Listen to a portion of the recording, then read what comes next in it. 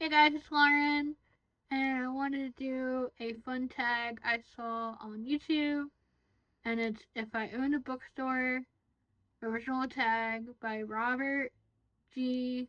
Reader of Books.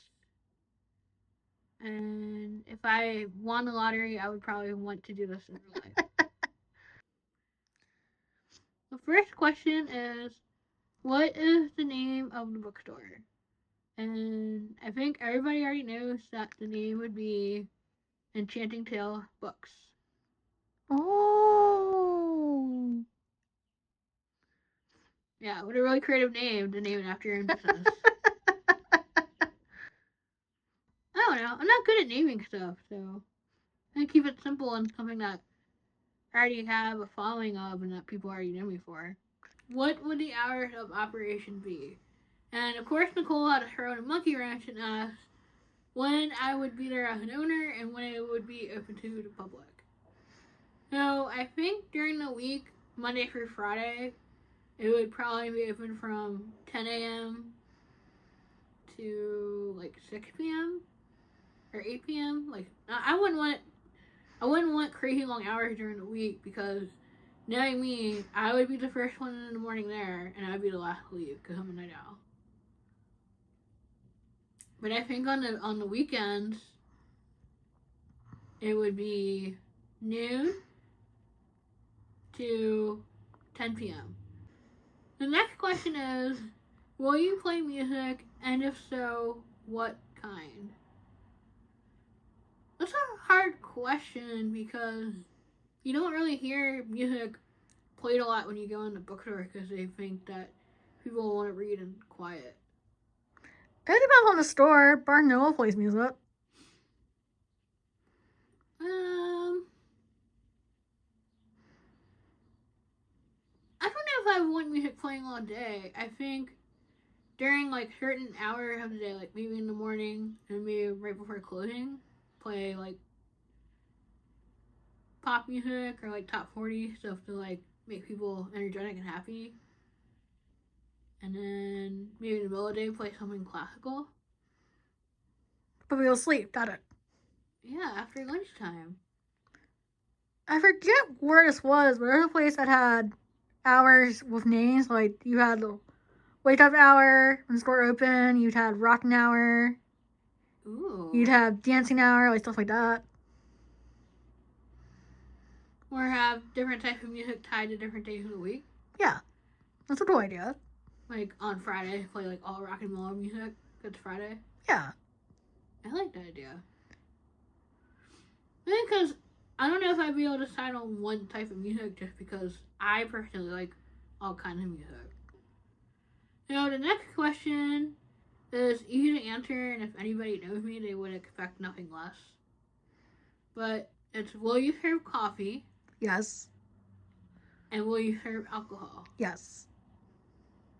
Only on the weekends, though. But there would definitely be a barista set up to serve coffee, tea, water, etc. And like Starbucks, I think I wouldn't charge for water because I think that's BS when companies charge for water.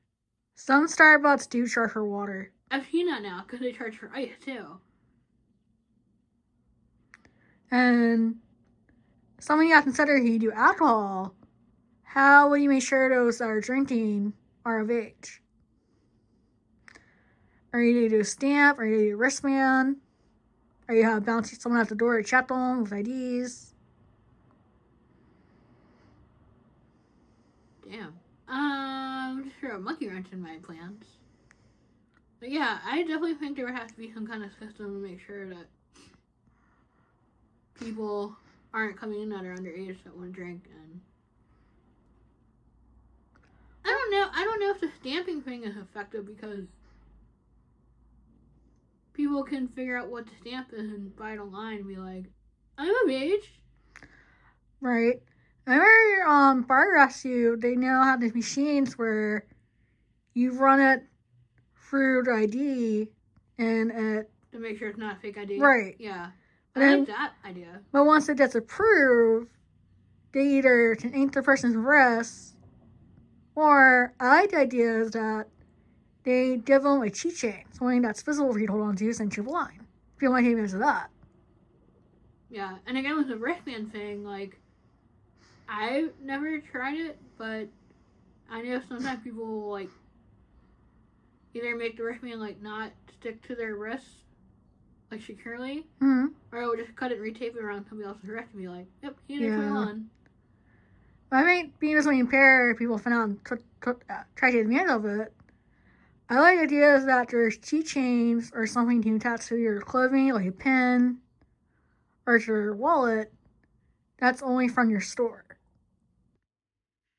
Now, I kind of have an issue with this next question because I don't think I would allow it. Now, the question asks, will you allow people to linger or loiter at your business? And I think the thing that I think of just because of where we live is people coming in that are homeless and will never leave. Oh, God. We had a horrible problem with that at work. But at the same time, like, you don't, if it's a bookstore, you don't want people to come in and think, like, I can't hang out, I can't have a group gathering, because that's the other part of the question, is would you have areas for group gathering? But maybe make it seem like either A, they have to buy something to be there for more than like an hour, or they have to promote your business on social media. So you're still getting something out of it for them being there for a long period of time.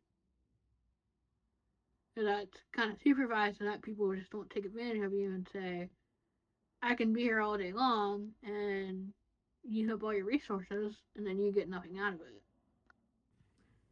The next question asks, will you have live entertainment such as offer signing, open mics, poetry nights, and yes to all the above? No surprise there. I definitely think that I want to have at least one special event each month, whether it be some kind of band, some kind of performance, or just having an open mic night to let people in the community share their creativity and share their art. The next question asks, where would your bookstore be located? Would it be located in a bustling, big city, a suburb, or a small town? And I kind of like the idea of it being in a small town because a small town does have a sense of community because more people have a chance of, running into each other and knowing each other from that community.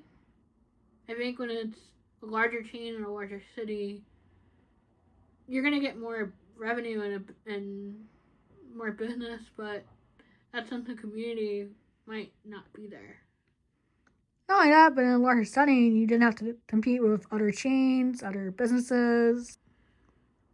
The next question is hard. Why is it hard? Because it asks what your bookstore would look like. And I think my brain is short-circuited with it going in a million different directions at one time. Okay. Do you want me to ask you some questions to help you? Oh my god, yes, please. How many levels is it? 3.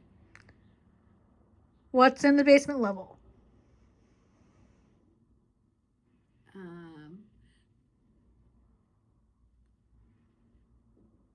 All right, let's try this again. when they walked in, they're gonna be on the second floor, right? I don't know. Well, you said 3 levels. You had the top level, you had the middle level, which is probably where the door is, and you had the basement. Okay. So when people walked in, what do they see? The cafe. Okay. Probably a cafe, bunch of tables, a bunch of couches, comfy spots to sit and read or have treats created by Nikki. And then, do you want to go upstairs or downstairs? Which I think would be cool if the staircase going downstairs with a dragon's tail. Oh. I think it'd be cool if the basement was like a sound, yeah, a sound stage where we have live performances and stuff. That way it would be like soundproof. So people that are upstairs checking out the books aren't bothered by it. Okay. And then the top floor, which you could have the staircase also be dry and fiend, either being the scales on its net or a pair of wing design, Wings. like in a spiral staircase. You know, that might be a little hard for us to open, but just an idea. What would be on the top floor?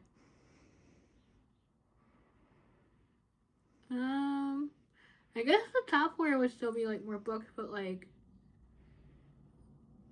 that would probably be an area where you can play like classical music and be like a quiet zone and more like a library setting. Would you have tables and stuff for people to like do projects, or would that be on the main floor? I think there'd be a table for people that want to sit and do projects, but I also think there could be like little cubicles in the back, like little offices, so that if people need to do projects, they're not bothered by other patrons. And there you go. There's your bookstore. You're welcome. And that's another question would be, would you have, as in Tiny Tales, would you have different themes or different fantasy throughout the store, too? Or would it all be dragon theme? I think the outside would be cool if it was like Gothic architect on the outside. Okay. The next question asks, what would your bookstore specialty be? So, would it have fiction, non-fiction books, used books, new books? I think it would be good to have a variety, but like each part of the bookstore where the books are would be sectioned off. So again, kind of like like the big chain bookstores where they have like certain areas. Mm-hmm. But I like the idea that if you donate books, then you get discounts or free books in return. That's a good idea. So one part, which would have to be like one of your staff would have to supervise it because then people could just take the books. Or buy the book and just turn around and donate it again. So like part library and part bookstore. Now, I think a lot of the themes inside the bookstore would be dragon based, but I think when you go up to the top level and you have the little cubicle or little offices, and there each one would be like a different theme of fantasy, like mermaids,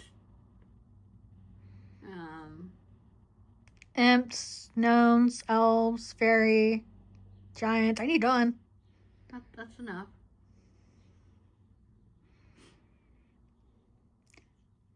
I've got a question that's on there. No. That's how the tag works. But it's a good one. It deals with a theme. What?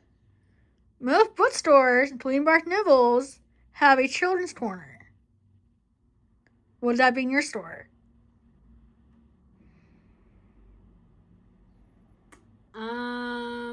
That's a good question.